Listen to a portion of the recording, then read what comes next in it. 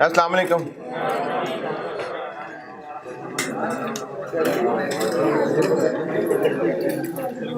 दुरूद शरीफ पढ़ लें।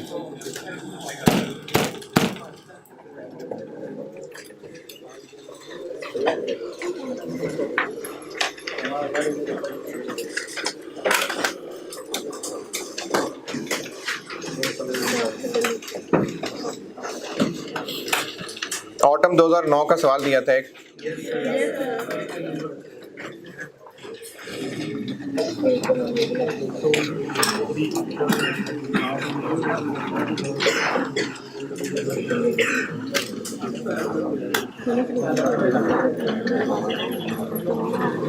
किया ही नहीं होना। नहीं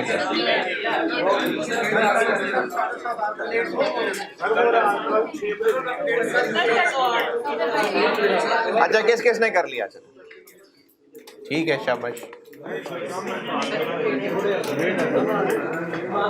इसमें जो मसला हो सकता है वो बता देता हूँ। एक तो मसला इसमें ये है, होगा शायद है?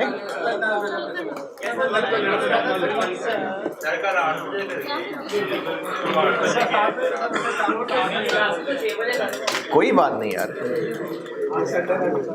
हाँ, क्लासें कितने बजे खत्म हुई हैं? क्यों? तो ऑडिट तो आसान सा सब्जेक्ट नहीं। चलें ठीक है भाई, कल कर लेता हूँ। अभी पढ़ लीजिए स्प्रिंग 17 क्वेश्चन नंबर 9। मैं करता हूँ बोर्ड पे। क्वेश्चन नंबर 9 स्प्रिंग 17 पढ़ लें, बोर्ड पे करता हूँ।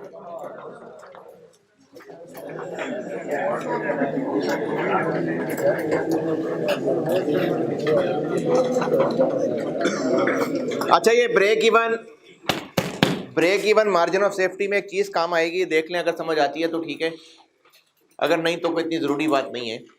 सेल्स में से कॉस्ट ऑफ सेल्स माइनस करें, जीपी आता है। अगर जीपी 30% है सेल्स का, तो कॉस्ट ऑफ सेल्स सेल्स का कितने परसेंट है? शाबाश, जबरदस्त। हाँ जी, 70%। बजटेड सेल में से ब्रेक इवन माइनस करें तो मार्जिन ऑफ सेफ्टी आता है। अगर मार्जिन ऑफ सेफ्टी 20% है तो ये किसका 20% है? बजटेड सेल्स का। तो फिर ब्रेक इवन बजटेड सेल का 80%।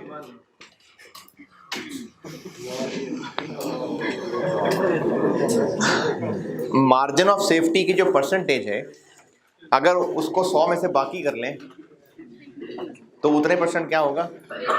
ब्रेक इवन उतने परसेंट होगा बजटेड सेल्स का। ये आपको शायद कहीं सवालों में वर्किंग में हेल्प हो जाए इस बात की।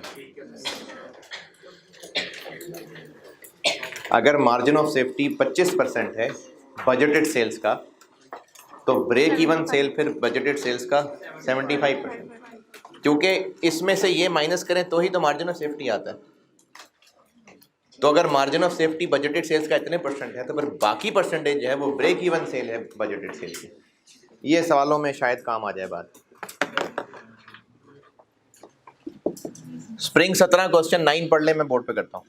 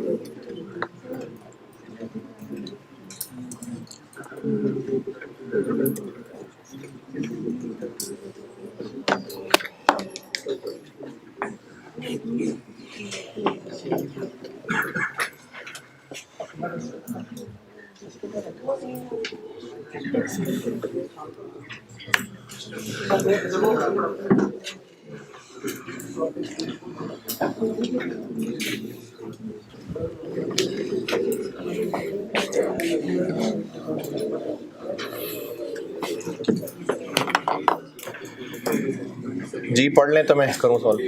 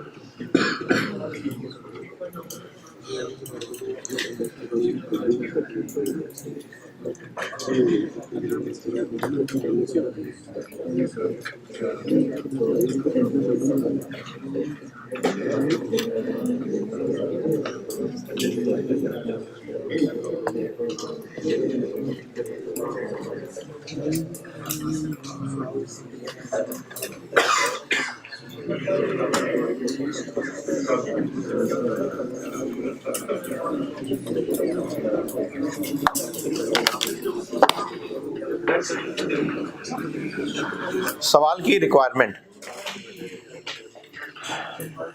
फर्स्ट ईयर की बजटेड प्रोडक्शन पूछी है।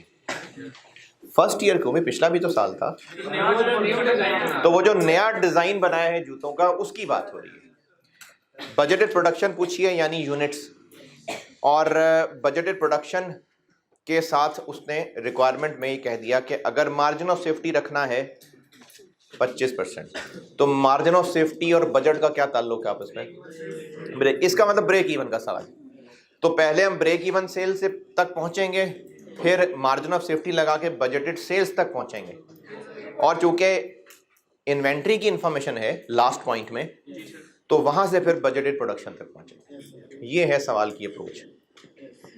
रिक्वायरमेंट पढ़ के ये बात ना समझ आई हो किसी को? जी मतलब हमने मेन बात पे फोकस किया, मतलब मेंटेनिंग का मतलब ये ब्रेक इवन से। जी नहीं, मेंटेनिंग से ब्रेक इवन कैसे निकला है? सर मतलब objective of maintaining 25% of margin, margin of safety से लिंक किया मैंने।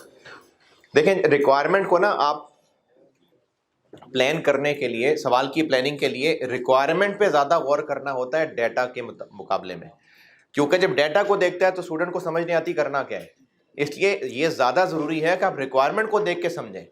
अब जैसे इस सवाल में रिक्वायरमेंट बजटेड प्रोडक्शन है, अब ये आपने देखना है कि बजटेड प्रोडक्शन का ऊपर सवाल के डाटा से क्या ताल्लुक है, हम बजटेड प्रोडक्शन तक कैसे पहुंच सकते हैं। मार्जिन ऑफ सेफ्टी चूंकि दिया हुआ है तो इससे कंफर्म होता है कि इस चैप्टर का सवाल है, तो बजट और मार्जिन ऑफ सेफ्टी का कॉमन लिंक निकलता है ब्रेक इवन, तो इसका मतलब है ब्रेक इवन से हमें चलना होगा। तो इस तरह से सवाल प्लान होते हैं। तो हमें इसमें ब्रेक इवन सेल निकालनी है यूनिट्स में के अमाउंट में, वैसे कोई मसला नहीं है, अमाउंट में भी अगर निकाल लें तो यूनिट्स तक पहुंच सकते हैं, लेकिन इवेंचुअली फिर यूनिट्स में चाहिए, क्योंकि बजटेड प्रोडक्शन पूछिए तो वो तो यूनिट्स होते हैं। ठीक है जी, टोटल फिक्स कॉस्ट और कंट्रीब्यूशन पर यूनिट की तलाश करते हैं अब। Total fixed costs. अच्छा, नया डिज़ाइन ऑफ शूज़ इंट्रोड्यूस हुआ है, पिछली फैक्ट्री सारी बंद, बस प्लांट उसी में चेंज कर रहे हैं हम। तो जो फैक्ट्री में खर्चे पहले पिछले साल हुए थे अगले साल नहीं होंगे, वो भी होंगे। तो नए डिज़ाइन के बारे में लिखा हुआ है पॉइंट नंबर 1 बुलेट पॉइंट 3 के fixed overheads 15 million bye 15 million बढ़ जाएंगे। किससे? जो पिछले साल हुए थे। फिक्स कॉस्ट सवाल में अगर आप पहला टेबल देखें तो दो जगह जिक्र है, एक फिक्स्ड एफओएच है, फिक्स प्रोडक्शन ओवरहेड्स, और एक फिक्स सेलिंग एंड डिस्ट्रीब्यूशन खर्चे हैं। तो ये दोनों फिक्स कॉस्ट हैं। इनमें क्या नए डिज़ाइन की वजह से कुछ चेंज आएगा? तो पॉइंट नंबर 1 में लिखा हुआ है कि फिक्स्ड ओवरहेड्स बाय 15 मिलियन बढ़ जाएंगे, और फिक्स्ड सेलिंग के बारे में ऐसे दोबारा कुछ नहीं कहा, तो वो ख़त्म हो जाएंगे इस बार, फिर वो उतने ही रहेंगे। तो टोटल फिक्स कॉस्ट में एक तो एफओएच है जो 35 प्लस 15 हो जाएगा,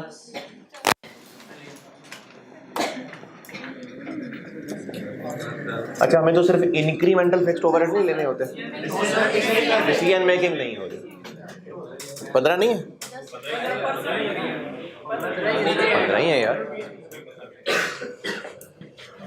जो सेलिंग एंड डिस्ट्रीब्यूशन है जो पिछले साल थे वो तो होंगे। इसके अलावा मजीद कोई इस सवाल में फिक्स्ड? हाँ जी, बोनस।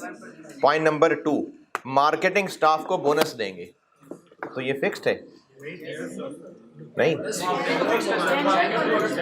एनुअल बोनस 1.5 मिलियन, तो इसका यूनिट से तो ताल्लुक नहीं है, तो ये फिक्स्ड है।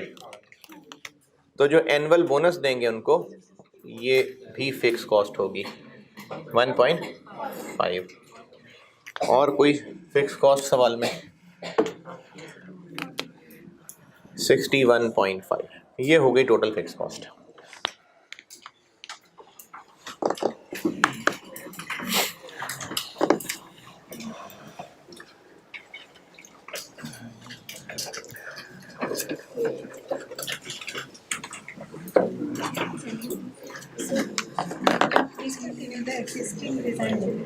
जी, उसका मतलब फैक्ट्री बंद करना नहीं है, जो एग्जिस्टिंग डिज़ाइन के जूते बनाते थे वो डिज़ाइन चेंज करके अब हम नए डिज़ाइन लॉन्च करने लगे। फैक्ट्री तो वही है।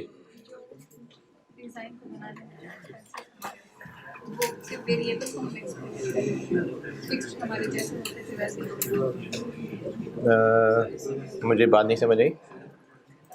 डिजाइन चेंज करें, ठीक है, सही है। मतलब वेरिएबल पिछले नहीं लेने, नहीं, ये तो सेंटेंस ठीक नहीं है कि वेरिएबल पिछले नहीं लेने, वो भी देखते हैं आगे क्या करना है। फिक्स वाली बात करें, क्या कह रही हैं? फैक्ट्री वही है या फैक्ट्री ही सब बदलने लगी है? फैक्ट्री वही है, सिर्फ एक प्लांट चेंज करना है, तो फैक्ट्री तो वही है ना। तो जो फिक्स्ड ओवरहेड्स पिछले साल उस फैक्ट्री में हुए थे, क्या अब वो नहीं होंगे?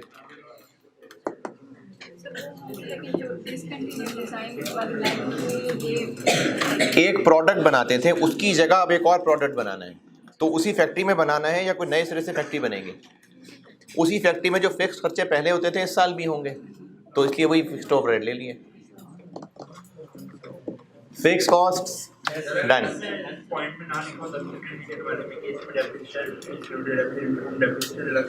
तो फिर लाइफ बताई होती, हाँ ना, फिर लाइफ बताता, फिर हम लोग डेप्रिसिएशन खुद कैलकुलेट करते। सर पिछले की भी निकालनी पड़ती है क्या डेप्रिसिएशन। पिछले प्लांट की? आगे आएंगे सवाल। वैसे तो उस सवाल में वो फुली डेप्रिशिएटेड है, लेकिन अगर पुराने की भी कोई डेप्शन होती है और पुराना चेंज होना होता तो आगे हैं इस तरह के सवाल, जिसमें पुराने की डेप्शन को हम खत्म करके नए की डेप्शन डालने होंगे। बिल्कुल आएंगे आगे।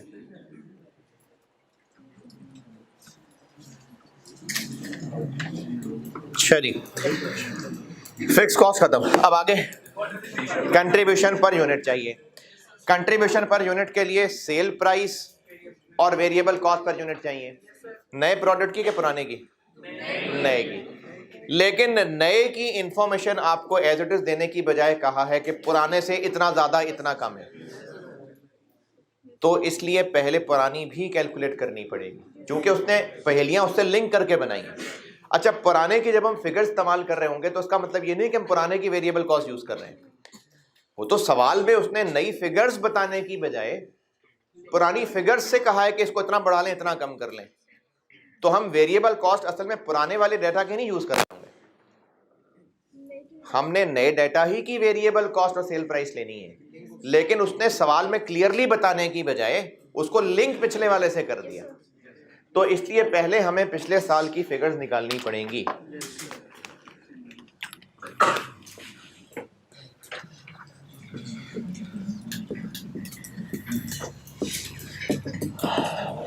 कंट्रीब्यूशन पर यूनिट के लिए हमें पहले सेल प्राइस वगैरह तो बिल्कुल लिखेंगे ही।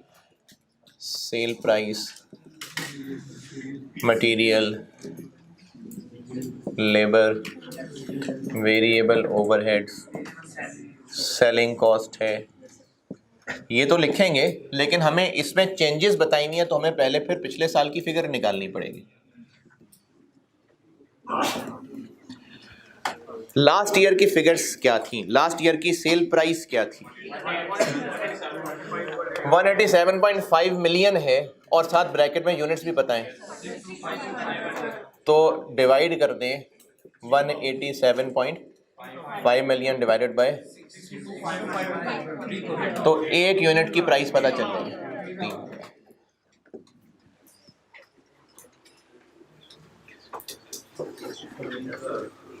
3,000।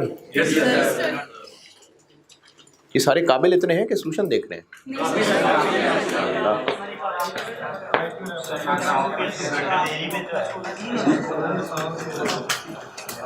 मटेरियल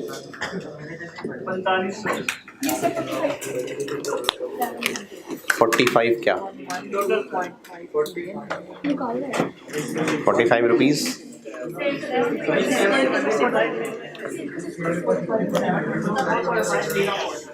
3,000 के 60% के बराबर है वेरिएबल कॉस्ट।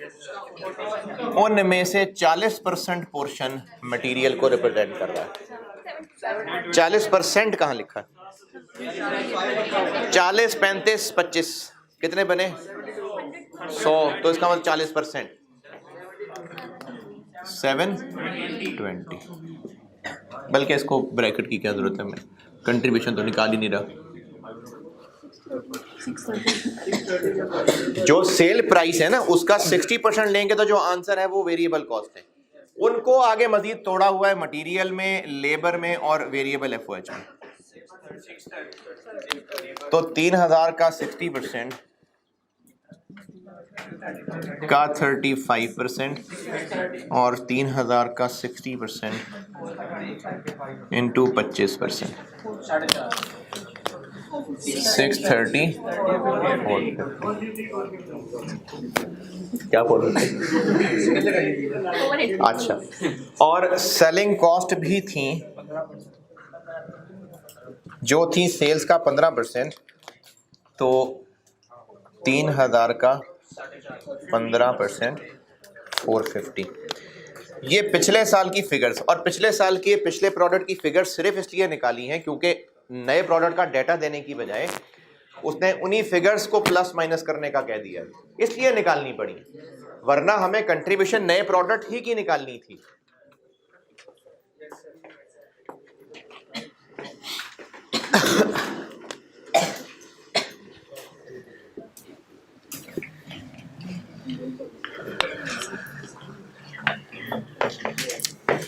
पहुंचे यहाँ तक फिर बताता हूँ।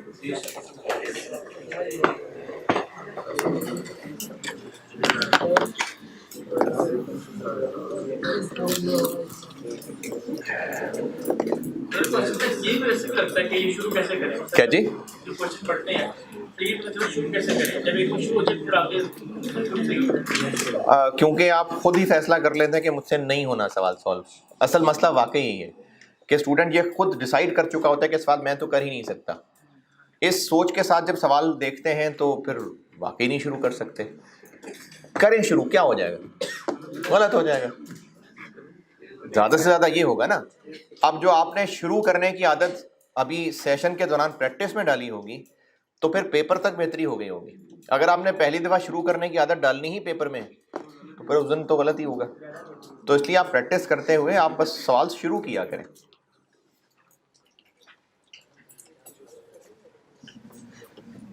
देखिए, प्रैक्टिस बहुत ज़रूरी है पेपर पास करने के लिए। अब आप चाहे वो एक ही टाइम में सवाल बार बार करके कर लें, चाहे अटेम्प्ट बार बार देके कर लें, वो प्रैक्टिस होगी तो पेपर पास होगा।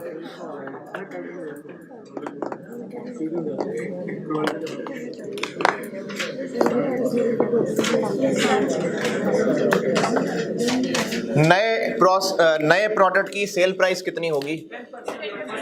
पिछली प्राइस से 10% ज़्यादा।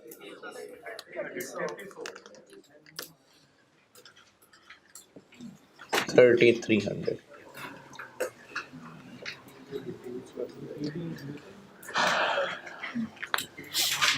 पॉइंट नंबर 1, नए प्लांट।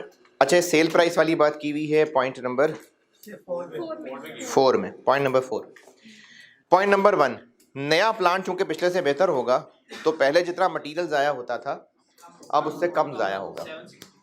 अच्छा, ये बात हम पहले भी 2 दफ़ा कर चुके, अब ये तीसरी दफ़ा बात आ रही है। पुराने प्लांट में लॉस होता था 10%।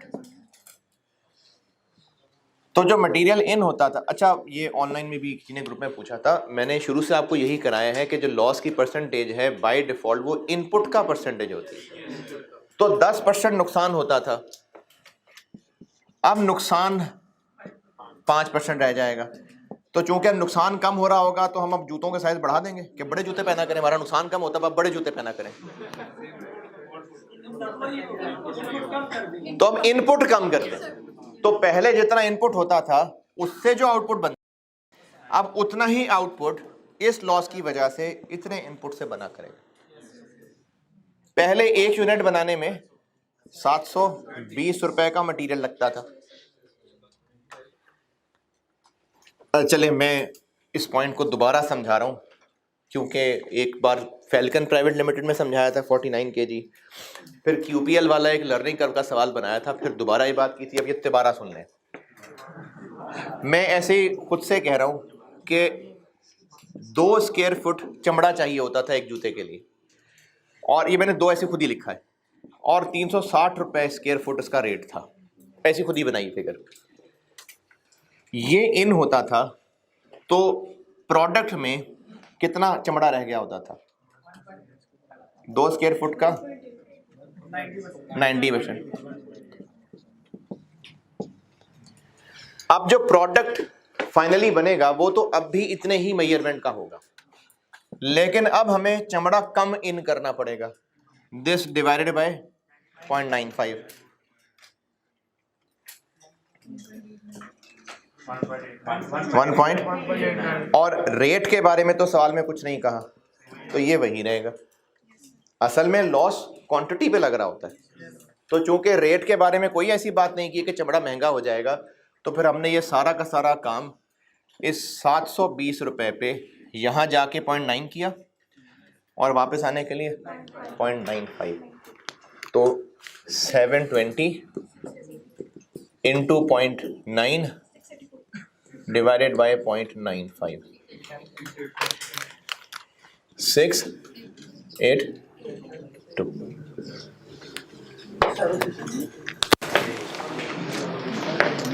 क्या 760? 10% से हम 5% पे 760 आ रहा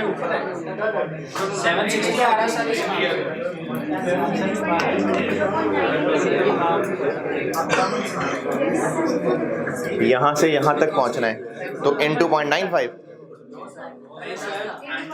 10% के पहले कितना लॉस होता था 10, तो पहले जितना मटेरियल इन होता था आउट कितना बच जाता था इन 2.9। अब वही 5% लॉस की वजह से हमें कितना इनपुट करना पड़ेगा, इसको ग्रॉस करना पड़ेगा 0.95 से। अब इनपुट कम लगेगा,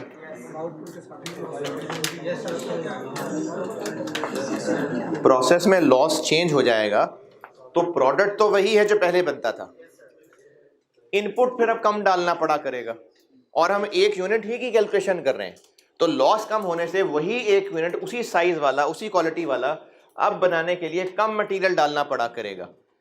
तो चूंकि ये फिगर पता थी और यहाँ तक पहुँचना था, तो इधर से यहाँ और फिर यहाँ से यहाँ। जी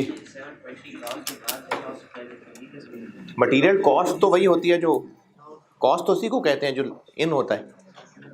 material cost material cost incur होने से क्या मुराद है?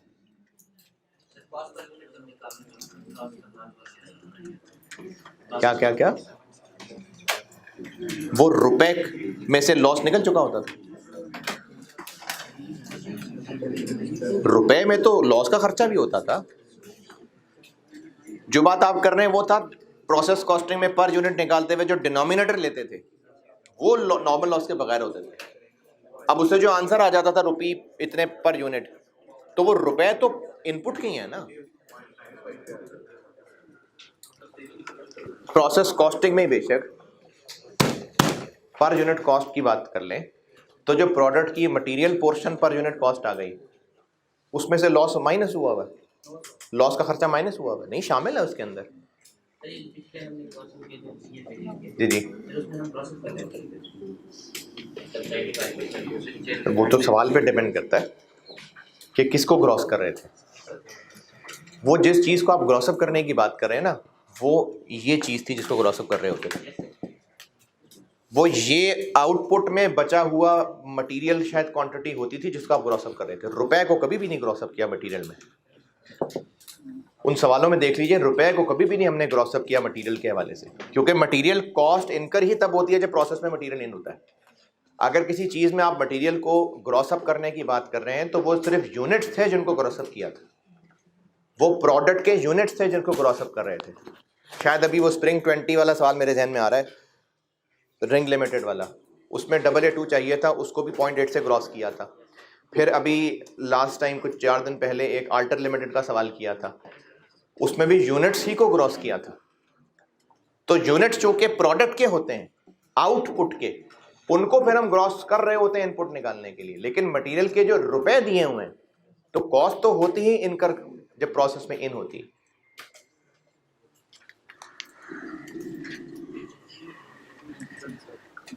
अच्छा, लॉस के हवाले से 1-2 बातें रिपीट कर रहा हूं। लॉस की परसेंटेज, जो प्रोसेस का लॉस है, वो परसेंटेज किन यूनिट्स की परसेंट है? इनपुट की। आउटपुट के यूनिट्स की परसेंटेज नहीं है। आउटपुट के यूनिट्स तो इसके लॉस के बाद की फिगर है। डिसीजन मेकिंग में भी हमें बाज़ औक़ात यूनिट्स जो जॉब के लिए बनाने थे, वहां से हमें रिवर्स आना पड़ा है कुछ सवालों में।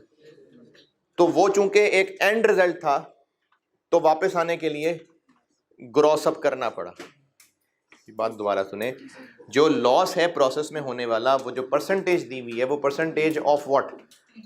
वो बाय डिफॉल्ट इनपुट की परसेंटेज है। जिन सवालों में हमें प्रोडक्ट डिसीजन मेकिंग में भी इस तरह के सवाल थे, इधर भी आल्टर लिमिटेड एक सवाल किया था, वहां पर यूनिट्स प्रोड्यूस्ड हमें अवेलेबल थे, तो उनको ग्रॉस अप इसलिए किया था क्योंकि यूनिट प्रोड्यूस मतलब आउटपुट, तो इसलिए उससे हमें इनपुट तक पहुंचना था ताकि ये पता चले कि इस पे खर्चा कितना करना पड़ेगा। तो उसमें यूनिट्स को हम ग्रॉस अप करते थे। लेकिन अगर आपको प्रोडक्ट बनाने के लिए मटेरियल कॉस्ट बताइए कि इतने रुपए के मटेरियल लगते हैं, तो मटेरियल कॉस्ट तो इनकर ही तब होती है जब प्रोसेस में इन होता है। तो इसमें भी चूंकि ये मटेरियल की कॉस्ट है, 720 क्या है? रुपए है ना। तो मटेरियल की कॉस्ट 720 में से लॉस लेस हुआ है, कॉस्ट निकालने के लिए इसमें ग्रॉस अप करना पड़ेगा। नहीं, कॉस्ट तो कॉस्ट है, खर्चा है, जो मटेरियल जाया होता है उसका खर्चा भी इसके अंदर शामिल है। तो इसलिए मटेरियल कॉस्ट को नहीं कभी भी ग्रॉस अप करना पड़ रहा होता। 682 लेबर, जैसे हम करते हैं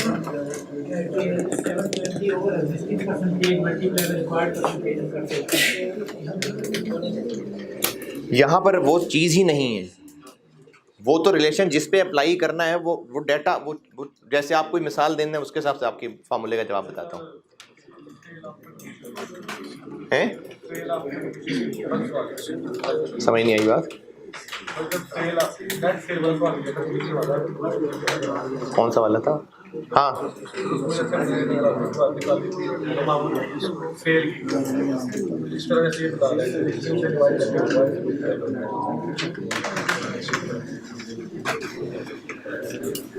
अच्छा चलो इसमें आपकी गिवन और रिक्वायर्ड वाली तरीके से बताता हूँ। 720 को क्या करूँ?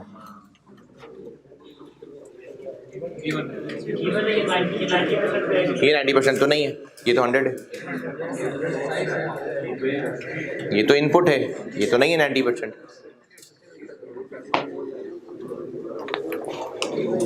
Labour, point number 1 bullet point 2, direct labour 5% कम हो जाएंगे, यानी 630 को 0.9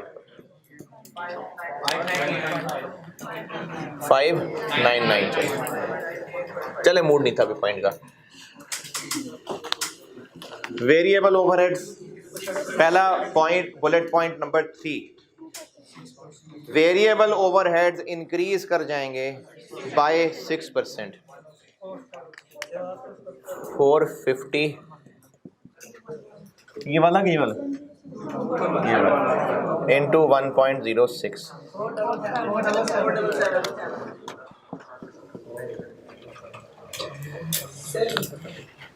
पॉइंट नंबर 1 की सारी अंग्रेजी पढ़ के देख लीजिए। पॉइंट नंबर 1 में कोई भी ऐसी अंग्रेजी की चीज जो अब तक मैंने किया है वो आपको अंग्रेजी पढ़ के ना समझ आई हो तो पूछिए। पॉइंट नंबर 1, पॉइंट नंबर 4 ये बता चुका हूं मैं, कर भी चुका हूं इनफैक्ट सामने।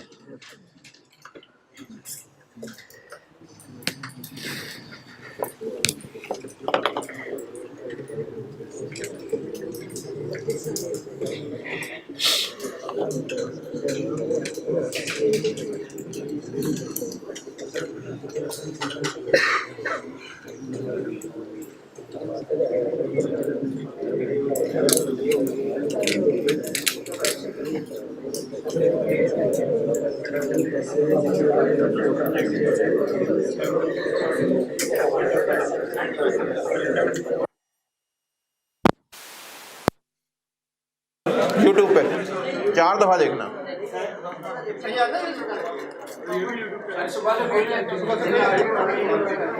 अच्छा,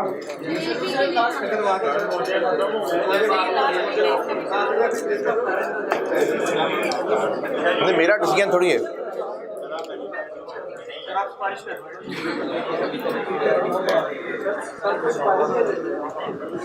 सेलिंग कॉस्ट, सेलिंग कॉस्ट के बारे में लिखा हुआ है point number 3, variable selling and distribution cost 2% से महंगी हो जाएगी। 450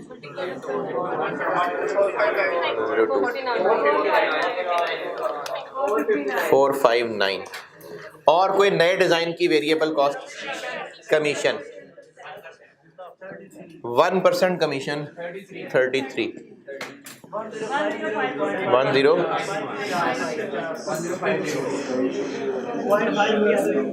है क्या 0.5 नहीं बस ठीक है। ब्रेक इवन सेल यूनिट्स में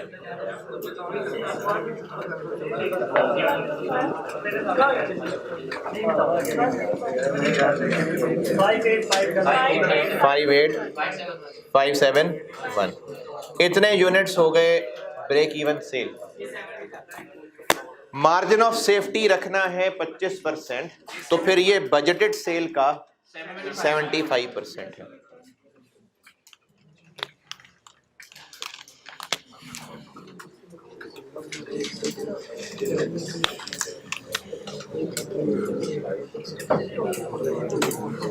बजटेड सेल निकालनी हो तो 5871 को नहीं 58571 को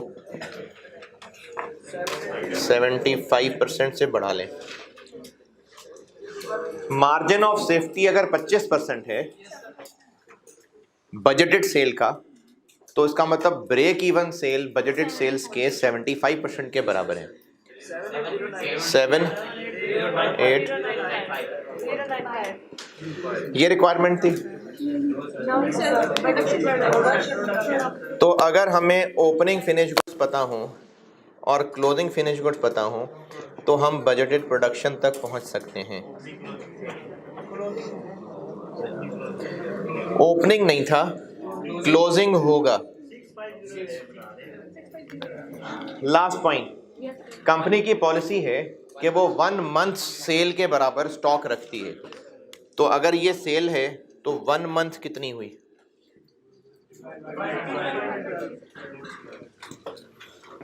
95। ओपनिंग फिनिश गुड्स क्यों नहीं है? क्योंकि नया प्रोडक्ट है, पहला साल है, क्लोजिंग है 6508 8 और 5 इतना फर्क।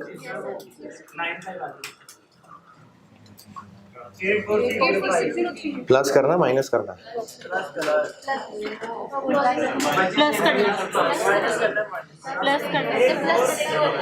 Opening plus production minus closing sale. अब सेल से उल्टा चल रहे हैं, तो ओपनिंग लेस और क्लोजिंग ऐड। 8460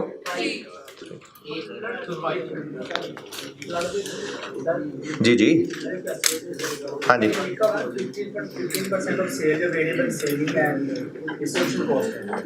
1 मिनट सिर्फ मैं वैल्यूज चेक कर लूँ।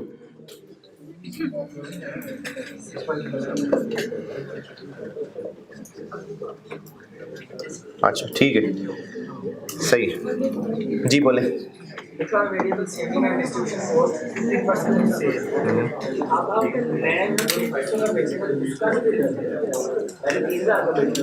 पहले वेरिएबल सेलिंग खर्चे 450 रुपए होते थे। नहीं, वो तो उससे रिलेट करना था, तो सेल की परसेंटेज के तौर पे बता दिया। जरूरी तो नहीं कि वो कोई कमीशन हो जो परसेंटेज ऑफ सेल हो। वो तो एक रेशो निकाली गई थी कि पिछले साल सेलिंग कॉस्ट इतनी होती थी। देखिए ये ना है कमीशन। अब जब कमीशन है तो इसको डिफाइन किया हुआ है कि ये 1% ऑफ सेल है। ये तो बाय डेफिनेशन सेल्स की वाकई परसेंटेज हो गई। ये जो वेरिएबल ओवरहेड्स है, प्रोडक्शन ओवरहेड्स, ये सेल्स की प्राइस की परसेंटेज से इनका कोई लिंक है?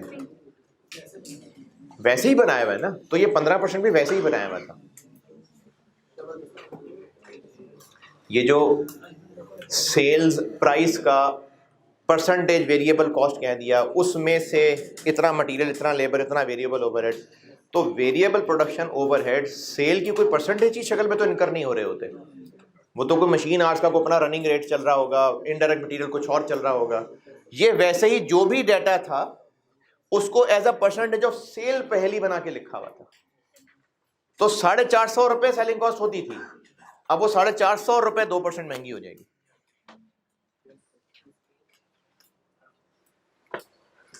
स्प्रिंग 17 हाँ खत्म हो गया।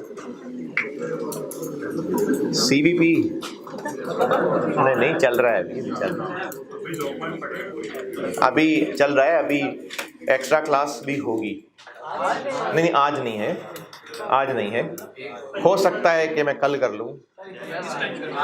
नहीं इधर इसलिए नहीं क्योंकि आप अगर मैं यहाँ करूँगा रात को तो सुबह वाले सुबह तक कैसे वो देखेंगे, है जी? नहीं पहले मैं नहीं, आपने रात को अगर देखेंगे तो यहाँ तो दोपहर को ही आना है ना। तो पिछले पेपर क्यों नहीं पास किए पहले यार, क्या? अच्छा चलें देखते हैं, कल फैसला करूंगा कि एक्स्ट्रा क्लास करनी है कि नहीं करनी है। स्प्रिंग 17 डन है क्या?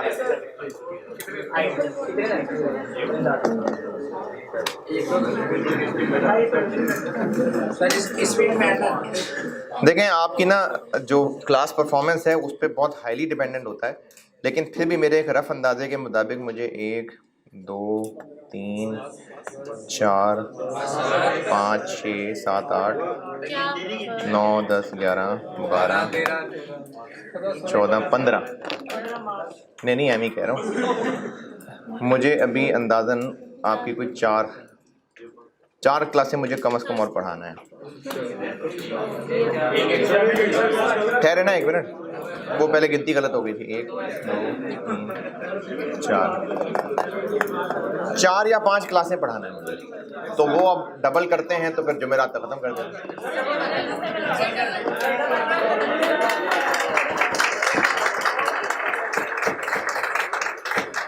ऐसे नहीं हो सकेगा, ये जो टाइम ज़ाया करते हैं ना आप लोग, ऐसे नहीं हो सकेगा। अब ये जो तालियों पे आपने 5 सेकंड लगाए हैं, अब ये एक क्लास और लगानी पड़ेगी। ऑटम 21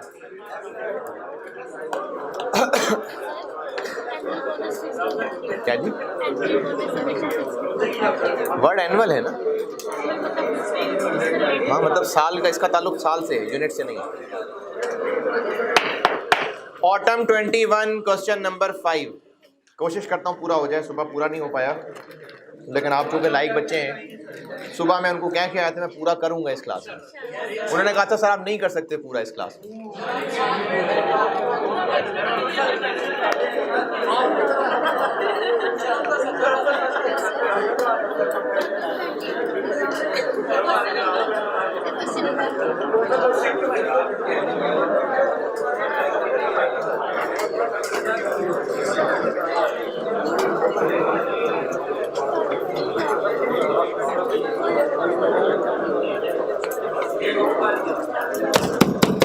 ये सवाल पढ़ने में करता हूँ बोर्ड पे, और ये सवाल मुश्किल लगेगा आपको क्योंकि इसमें हाई लो मेथड बड़ा कॉम्प्लिकेटेड पूछा हुआ। हाई लो मेथड मैंने शुरू में पढ़ाया था और उसमें वो स्लैब्स वाला भी काम पढ़ाया, वो है इस सवाल।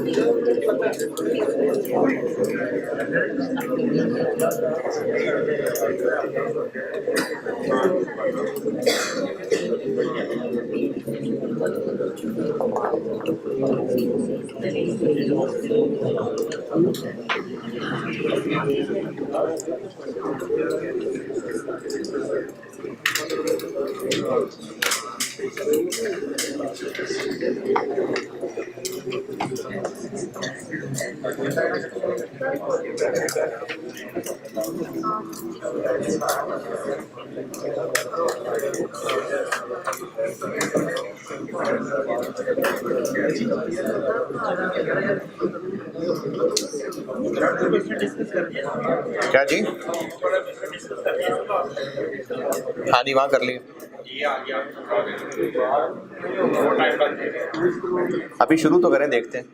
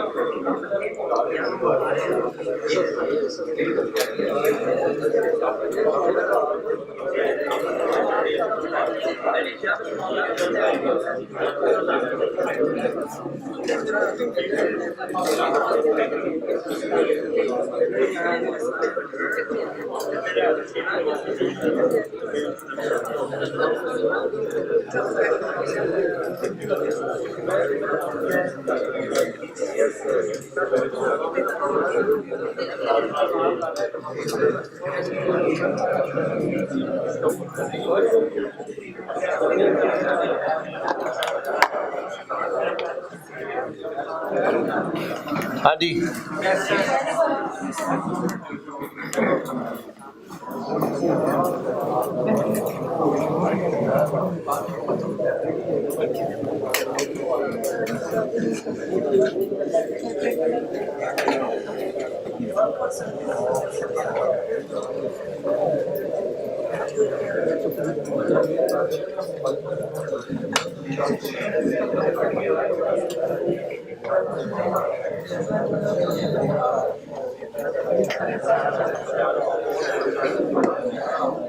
हाँ जी, पढ़ लिया।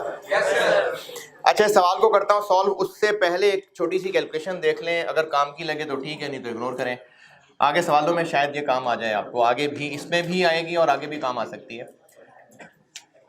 अगर टोटल यूनिट्स हैं लेट्स से 40,000 और इनमें से 60% पे प्राइस 50 रुपए लगनी है, 25% पे प्राइस 70 रुपए लगनी है, और कितने हो गए 15% पे प्राइस 120 रुपए लगनी है। टोटल सेल्स कैसे निकलेंगे? 40,000 का 60% इंटू 50 रुपए प्लस 40,000 का 25% इंटू 70 रुपए 15% इंटू 120। कितना आंसर आ रहा है? 2620। इसमें कोई एतराज इख्तलाफ?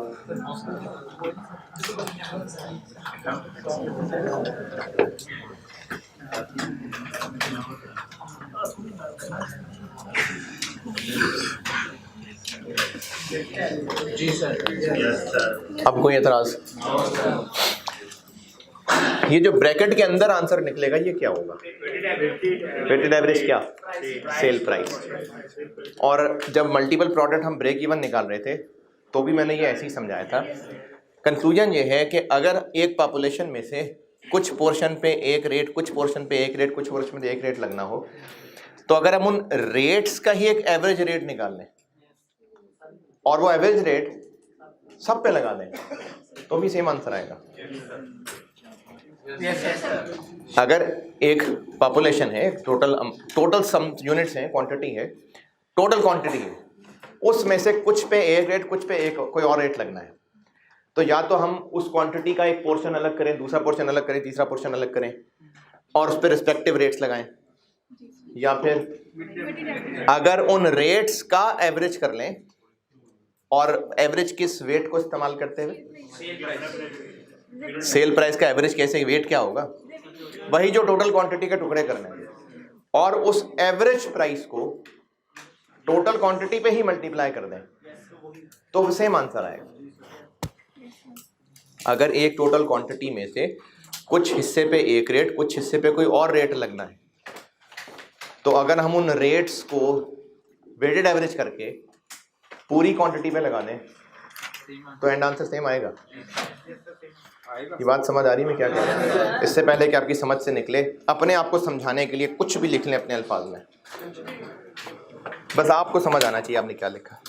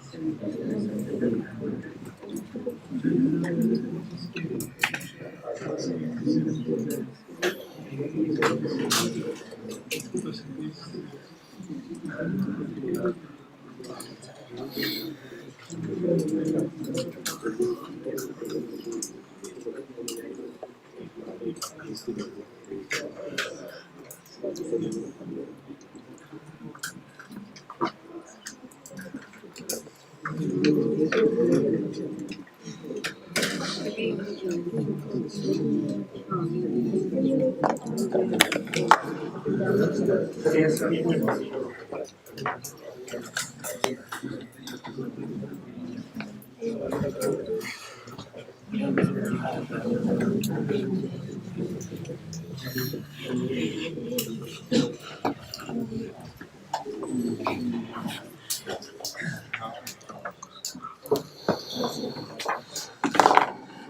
चले क्वेश्चन एक इस सवाल की मुश्किल ये है कि इसमें हाइलो मेथड कॉम्प्लिकेटेड टेस्ट हुआ है जो कि इंतहाई गैर अखलाकी नहीं होना चाहिए था। उसकी वजह ये है कि हाइलो मेथड FAR 1 के सिलेबस में हुआ करता था और उसमें ये स्लैब रेट्स वाला मामला भी होता था। फिर 1.5-2 साल पहले FAR 1 के सिलेबस से निकाल दिया। सिलेबस से निकालने का मतलब था कि इतनी कॉम्प्लिकेटेड हाइलो मेथड की टेक्निक्स नहीं होनी चाहिए टेस्ट। तो लास्ट टाइम ये इस तरह से ये स्लैब्स वाली बात टेस्ट हो गई, तो ये एक वाकई गैर अखलाकी हरकत थी। जो इंग्लिश में जवाब दे सकता था मैंने दिया भी था, लेकिन एक तो इसमें ये मुश्किल है। इस दफ़ा बहरहाल आपको मैंने स्लैब्स वाली बात बताई है। दूसरी मुश्किल इसमें ये है कि स्टूडेंट इसमें ये सोचेगा कि सवाल में करना क्या है, कॉलम दिए में, तो ये सादा तो चलो नहीं है, एक नॉर्मल ब्रेक इवन का सवाल है। इनफैक्ट 2 सवाल है।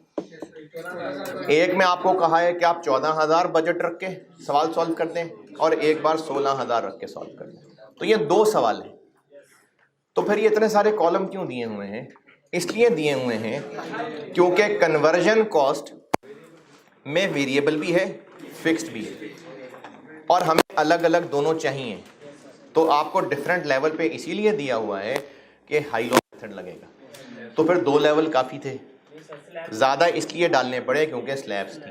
तो इस सवाल में हाइलो मेथड की एक मुश्किल शामिल है, अदरवाइज ये नॉर्मल लेवल के 2 सवाल हैं। ठीक है, तो हमने करना क्या है कि हमने अच्छा इसमें, हाँ सर बजट तो इसमें वर्ड नहीं लिखा। ये जो है ना डिमांड, हमने 4 डिमांड लेवल्स के ऊपर कैलकुलेशन की हैं और रिक्वायरमेंट की wording at the demand level of इतना। तो ये बजटेड सेल ही है 14,000 16,000। दोबारा सुने, अगर सिर्फ वर्ड डिमांड देखेंगे तो आप कहेंगे डिमांड का वर्ड हमने एक दफ़ा EOQ में पढ़ा था, शायद ये EOQ का सवाल हो। फिर डिमांड आप ले आएंगे लिमिटिंग फैक्टर में, शायद ये लिमिटिंग फैक्टर का सवाल हो। लेकिन चूंकि ब्रेक इवन और मार्जिन ऑफ सेफ्टी के वर्ड्स क्लियरली हैं, तो है तो ये कहीं इस CVP का सवाल। फिर ये डिमांड क्या वर्ड क्या है? ये बजटेड सेल दी हुई है क्योंकि आपको मुख्तलिफ लेवल्स के ऊपर ये कैलकुलेशन बताई है कि इतनी सेल प्राइस होगी, तो इतने यूनिट्स बेचेंगे तो इतनी सेल प्राइस होगी ना। और 14,000 डिमांड लेवल और 16,000 लेवल को सामने रखते हुए ब्रेक इवन और मार्जिन ऑफ सेफ्टी निकालना है। तो एक तो 14-16 इसलिए क्योंकि इनकी रेलिवेंट नहीं, इनकी रिस्पेक्टिव डाटा इस्तेमाल करना है और ब्रेक इवन निकाल के उसको किस में से माइनस करेंगे कि मार्जिन ऑफ सेफ्टी आएगा। वो ये 14 और 16 बजटेड ही हैं। देखें सवाल के कॉन्टेक्स्ट से भी ना चीज़ों को लिंक करना पड़ेगा। अगर आप कहें कि यहाँ पर बजट का वर्ड नहीं है तो बजट का वर्ड तो वाकई नहीं है, लेकिन अगर रिक्वायरमेंट में वो ब्रेक इवन कैलकुलेट करा के मार्जिन ऑफ सेफ्टी कैलकुलेट करवा रहा है तो बजट होगा तो उसमें से डिफरेंस लेंगे ना, उसके अलावा तो कहीं बजट नहीं है। तो ये जो 14,000 यूनिट्स और 16,000 यूनिट्स हैं ये इनफैक्ट बजटेड सेल हैं जिनके लिए कैलकुलेशन करते हैं। तो हमें 2 नॉर्मल सवाल करने हैं, एक 14,000 पे सॉल्व करना है पूरा और एक 16,000 पे सॉल्व करना है। क्या हुआ? डिसीजन मेकिंग का क्यों लग रहा है? तो फिर आपसे ये पूछ रहे हैं कि बताएं क्या बेहतर है? नहीं, ये तो नहीं पूछा। रिक्वायरमेंट में ये तो नहीं कहा कि बताएं कौन सी ऑप्शन बेहतर है। ये तो नहीं कहा कि एडवाइस करें कि आप जितने भी डिसीजन मेकिंग के सवाल देख लें उनमें कहीं ना कहीं एडवाइस, डिस्कस, इवेल्युएट, पता लग रहा होता है कि हमने बताना है कि क्या बेहतर है। या कुछ हैं जो सवाल ही पक्के पक्के टॉपिक के पहचाने जाते हैं, लिमिटिंग फैक्टर, मेक और बाय। अदरवाइज जो पक्के पक्के उस तरह नहीं पहचाने जा रहे, जनरल सा सवाल है, तो उसमें कुछ ना कुछ एडवाइस मांगी होती है। तो इसमें तो नहीं एडवाइस मांगी, इसमें तो सिर्फ इतना कहा है ब्रेक इवन और मार्जिन ऑफ सेफ्टी निकाल लें बस। हाँ, इसके लिए अब मैंने आपको ये जो एवरेज वाली बात बताई ये यहाँ इस्तेमाल करने लगा हूँ। बाकी मैं सवाल करता हूँ तो और साथ साथ भी दोबारा बताता जाता हूँ। तो पहले मैं इस सवाल को 14,000 के लिए सॉल्व करने लगा हूँ। Question 5 part A.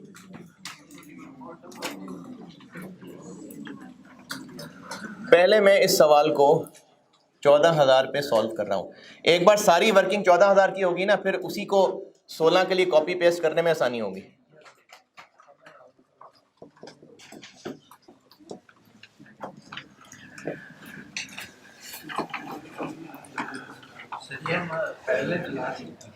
नहीं, पैरेलल चलाएंगे तो फिगर्स इधर उधर कर जाएंगे, नहीं चलाना पैरेलल, क्योंकि काफ़ी कॉम्प्लिकेटेड बीच में कैलकुलेशन है, तो पैरेलल चलाएंगे तो मुश्किल में पड़ जाएंगे। अगर चला सकते हैं तो हर्ज नहीं है चलाने में, लेकिन मुश्किल ये होगी कि आप फिगर्स गड़बड़ कर जाएंगे। 14,000 का सवाल सॉल्व कर रहा हूँ। रिक्वायरमेंट क्या है? Break even sale amount units और मार्जिन ऑफ सेफ्टी यूनिट्स में। तो इसका मतलब है ब्रेक इवन यूनिट्स में भी तो चाहिए ही है, तो यूनिट्स में निकाल लेते हैं, मार्जिन ऑफ सेफ्टी के भी काम आ जाएगा और सेल प्राइस से मल्टीप्लाई करेंगे तो रेवेन्यू भी बन जाएगा। तो ब्रेक इवन सेल यूनिट्स में निकालनी है और उसके लिए हमें चाहिए टोटल फिक्स कॉस्ट।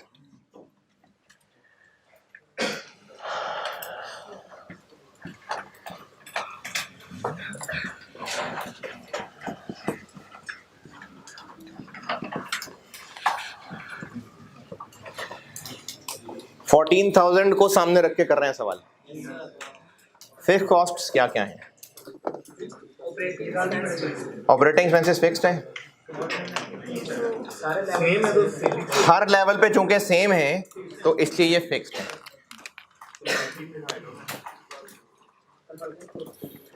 तो जो ऑपरेटिंग एक्सपेंसेस हैं ये फिक्स्ड हैं और कन्वर्जन में फिक्स्ड वेरिएबल दोनों होंगे। इसके लिए हमें लगानी पड़ेगी हाई लो मेथड।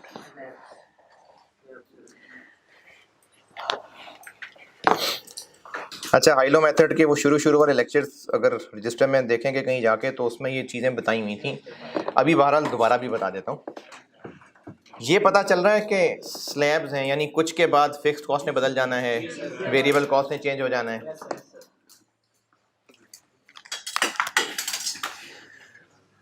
स्लैब्स वाला अगर सवाल आ गया हाई लो मेथड का, तो उसको सॉल्व करना दोबारा बता रहा हूँ। यूनिट्स जो एक्टिविटीज हैं वो लिख लें और उन पे जो टोटल कॉस्ट है वो लिख लें। क्या क्या एक्टिविटीज दी हुई है?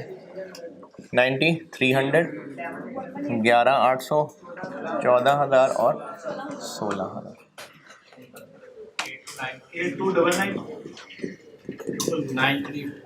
9,374, 10,775, 11,400,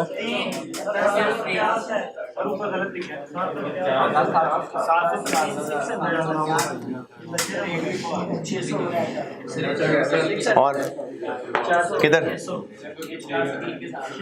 किधर बाकी ठीक है।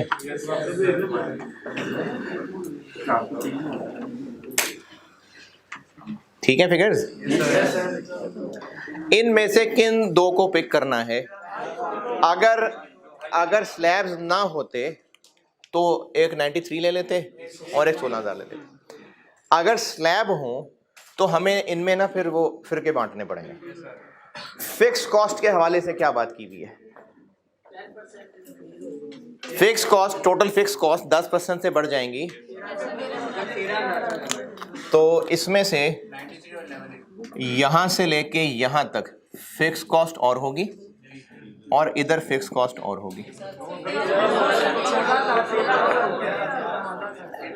जी जी जी जाग रहे हाँ जी। फिक्स कॉस्ट इस क्लास में सेम होगी, इस क्लास में सेम है, यानी आपस में सेम होगी। वेरिएबल कॉस्ट के बारे में क्या है? 15,000 के बाद चेंज हो जाएगी, तो इसका मतलब है कि यहां तक एक ही होगी, यहां चेंज हो जाएगी। अगर हमने हाई लो मेथड में इन दोनों को इस्तेमाल किया तो फिक्स तो ठीक है, दोनों में सेम है, लेकिन वेरिएबल पर यूनिट डिफरेंट है, इस पे नहीं लगा सकते। इन दोनों को इस्तेमाल किया, वेरिएबल बेशक सेम है, फिक्स डिफरेंट है। 93 इसको इस्तेमाल किया तो फिक्स कॉस्ट भी डिफरेंट है, तो हमें हाई लो उन पे लगाना जो सेम स्लैब में है। अब वो सेम स्लैब ये है,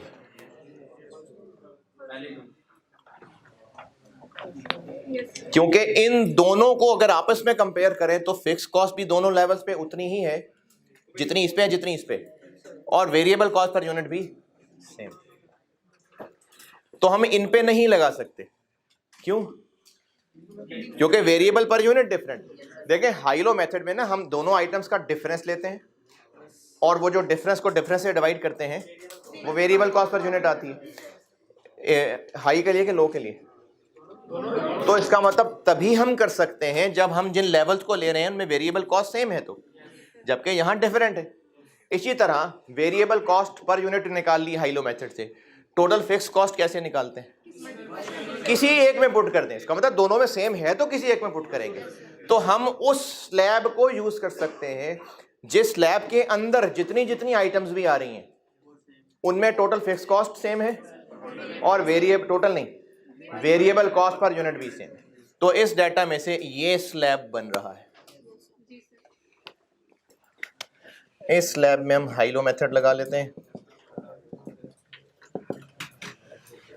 9300 और 11800 और 829900 9374 डिफरेंस 2500 105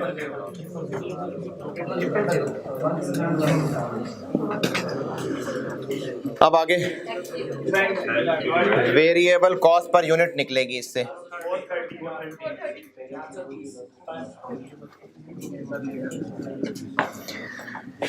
इसको इससे डिवाइड करेंगे और इसी 430 को इनमें से किसी में भी यूज कर लें तो टोटल फिक्स कॉस्ट आ जाएगी।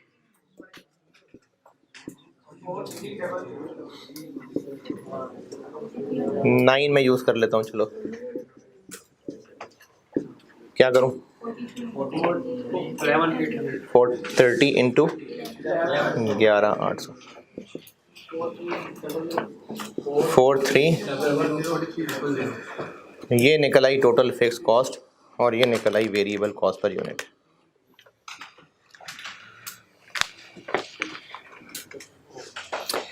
ये यहां लिख लो।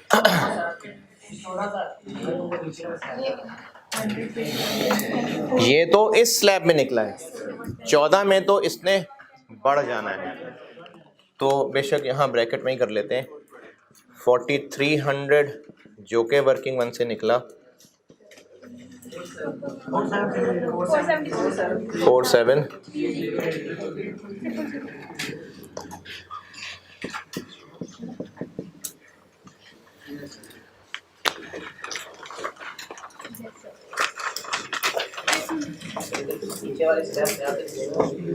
क्या चीज?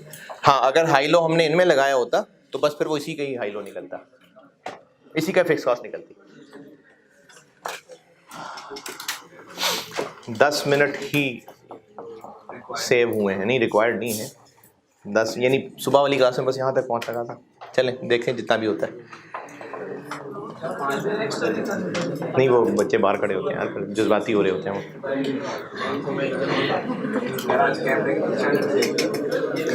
नहीं वो बाहर नहीं आने दिया उनको, वहीं बाहर ही खड़े हो।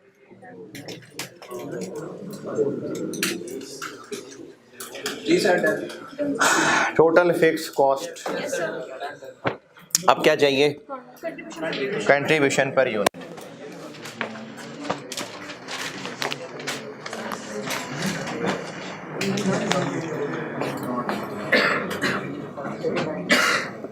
जी जी अगर सर 16,000 के आगे कोर्स स्लैब भी दी होती जी। सर फिर वेरिएबल कॉस्ट फिर भी हम ऐसे निकालते। एक और स्लैब होती तो वो देखना पड़ता उस स्लैब के बारे में क्या कहा है।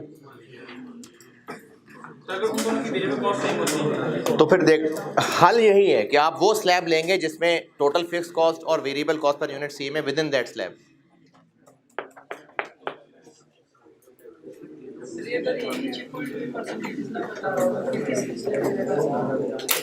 अगर ये स्लैब्स ना होते हाँ तो स्लैब्स ना होते ना फिर तो जिसमें मर्जी लगाते, वैसे इतने भी डाटा भी ना दिया होता फिर।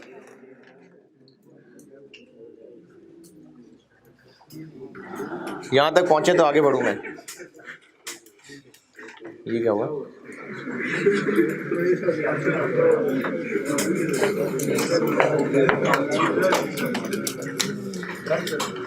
कंट्रीब्यूशन पर यूनिट के लिए सेल प्राइस और बाकी खर्चे चाहिए।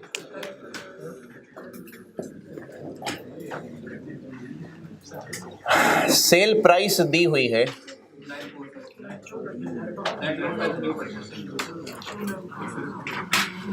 लेकिन हमें नेट से नहीं काम चलाना, हमें तो ग्रॉस चाहिए। अच्छा वैसे आल दो कुछ बिजनेसेस ना इसको ये जो डिस्ट्रीब्यूशन कमीशन है इसको नेट करके ही अपने आप को सेल कहते हैं, तो इसका दोनों आंसर निकाल देंगे। आई के सोल्यूशन में नेट को आंसर कहा हुआ था, आई एडवाइस के हमें दोनों आंसर निकाल देने चाहिए।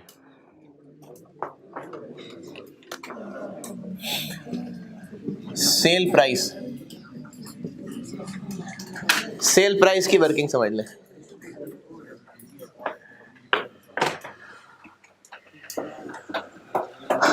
लास्ट पैराग्राफ की कहानी बताता हूं,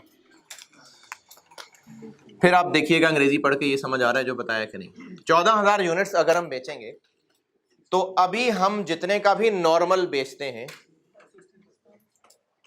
उसमें हम चाह रहे हैं कि कस्टमर्स को डिस्काउंट ऑफर कर दें, और डिस्काउंट भी दो तरह के सोचे हैं।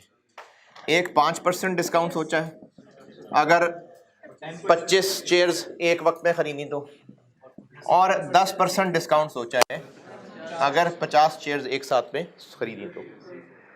हमारा अंदाजा ये है कि इस पूरे 14,000 यूनिट्स में से 60% यूनिट्स नॉर्मल कह के बिकेंगे, यानी वो लोग जो बल्क नहीं खरीद रहे होंगे। कितना? 8, यानी इतने यूनिट्स हम नॉर्मल बेच लेंगे, और 30% टोटल में से 25-25 करके बिकेंगे। कितना? और 10% ये 50-50 करके बिकेंगे। अगर हमने नॉर्मल बेचे तो इस पे हम डिस्ट्रीब्यूटर को कमीशन जितनी अभी दे रहे हैं उतनी ही देंगे, लेकिन इस ऑप्शन में हमें उसका कमीशन 1% से बढ़ाना पड़ेगा, और इस सूरत में 2% से बढ़ाना पड़ेगा।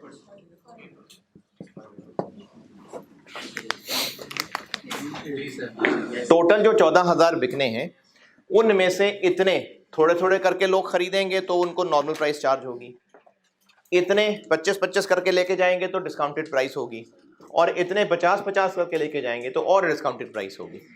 लास्ट पैराग्राफ की अंग्रेजी पढ़ के ये मतलब समझ आ रहा है?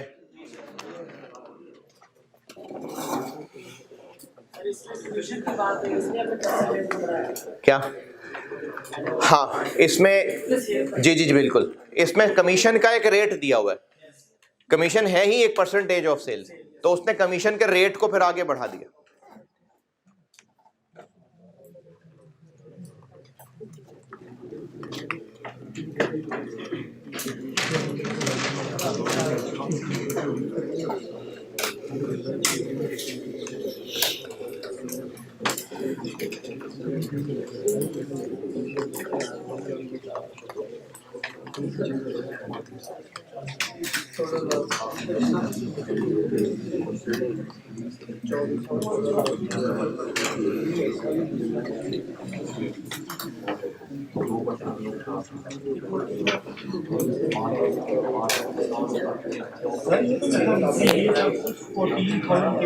सबके लिए ऐसा ही होगा।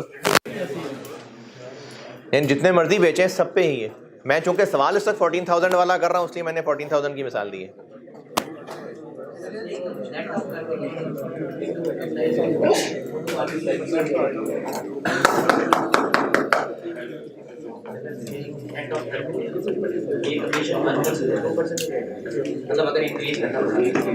नहीं, परसेंटेज तो हमें वो ग्रॉस पे लगानी पड़ेगी। कमीशन की परसेंटेज तो ग्रॉस पे लगानी पड़ेगी ना। तो कमीशन की कैलकुलेशन के लिए तो ग्रॉस ही चाहिए।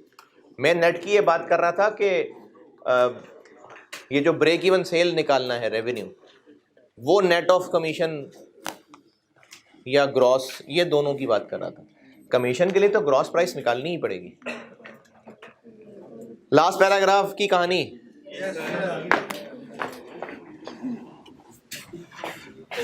अच्छा नहीं, सुबह इनफैक्ट ये भी बता दिया था, तो वो सही कह रहे थे।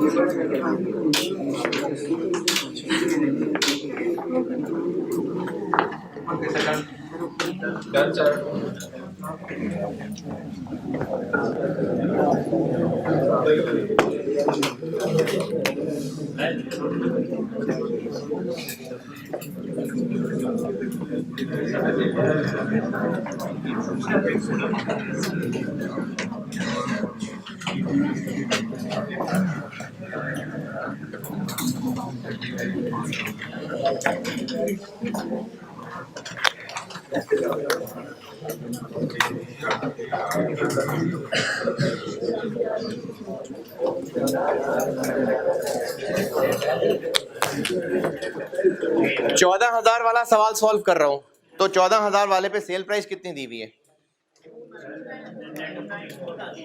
2945, लेकिन मुझे इसको लेके जाना है ऊपर 30। क्यों ग्रॉस करना है? क्योंकि वो नेट दी हुई है और आगे जो लोगों को डिस्काउंट वगैरह देना है तो वो तो इसी के ऊपर डिस्काउंट देना है ना। इस सूरत में सेल प्राइस क्या होगी?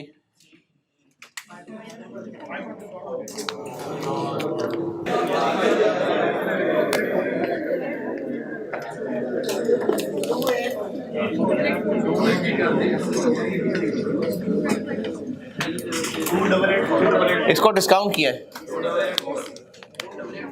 2884।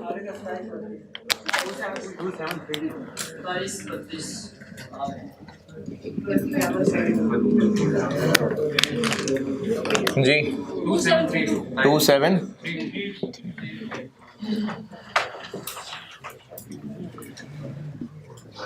कमीशन भी मैं इसी वर्किंग में ही कर लेता हूँ। इधर कितने परसेंट है? 3%।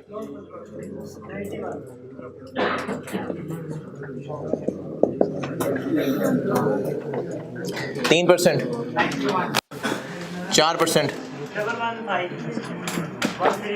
5%, 27।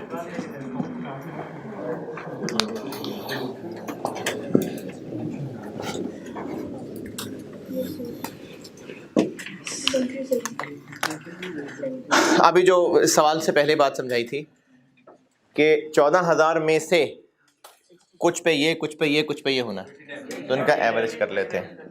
तो एवरेज सेल प्राइस, नहीं एवरेज करने के लिए 14,000 नहीं चाहिए।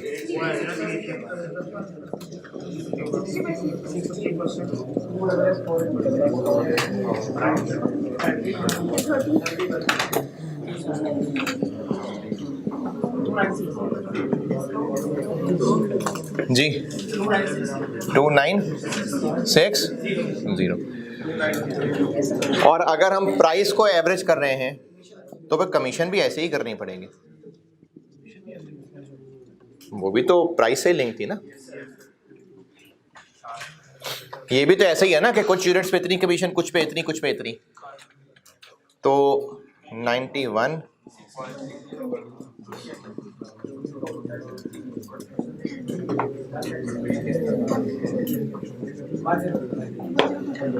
103 चले।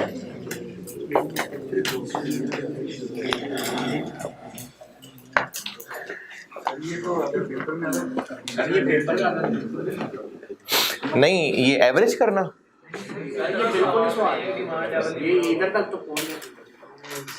अगर आपको एवरेज करने वाली बात अजीब लग रही है तो ये सिखाता होता हूँ मैं कभी, तो अभी तो आगे सिखाया, ये सिखाता होता हूँ, ये बच्चों ने सीखा होता है कि एवरेज करना है। अगर ओवरऑल क्वेश्चन मुश्किल है, हाँ बिल्कुल है, लेकिन ज़्यादा मुश्किल हाई लो मेथड की मुश्किल है इसमें। हाई लो मुश्किल नहीं था ये, इसलिए मुश्किल आपको नहीं लग रहा क्योंकि आपने पहले पढ़ा हुआ है, उन्होंने नहीं पढ़ा हुआ था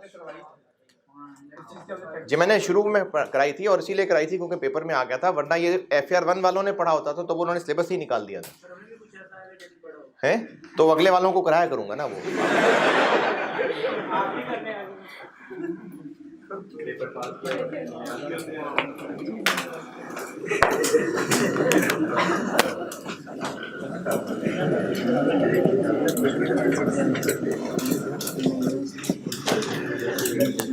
चलें बस ये कंट्रीब्यूशन पर यूनिट तक करके फिर बाकी कल कराता हूँ।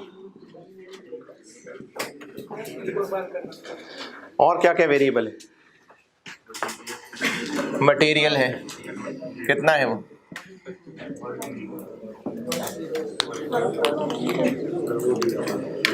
वो तो टोटल दिया हुआ है, तो उसको डिवाइड कर लेते हैं, कितना है?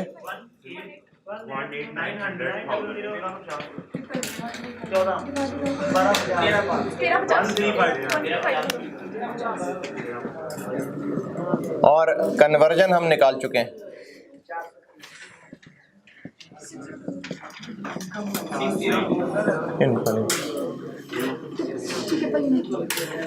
इस पे वेरिएबल यही थी, 16 पे चेंज होनी है, इस पे यही थी।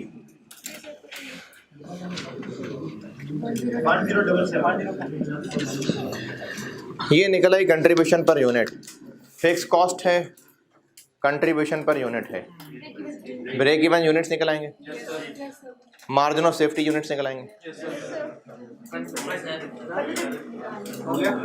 हैं? क्या ब्रेक इवन यूनिट्स निकल आए? बजटेड 14 है, ब्रेक इवन का डिफरेंस लें, मार्जिन ऑफ सेफ्टी, और ब्रेक इवन अमाउंट भी पूछी हुई है, ये 14,000 सॉल्व हो गया। और यही सवाल 16,000 के साथ आपका होमवर्क।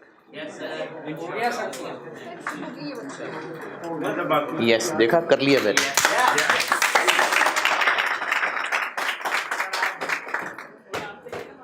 है? पता नहीं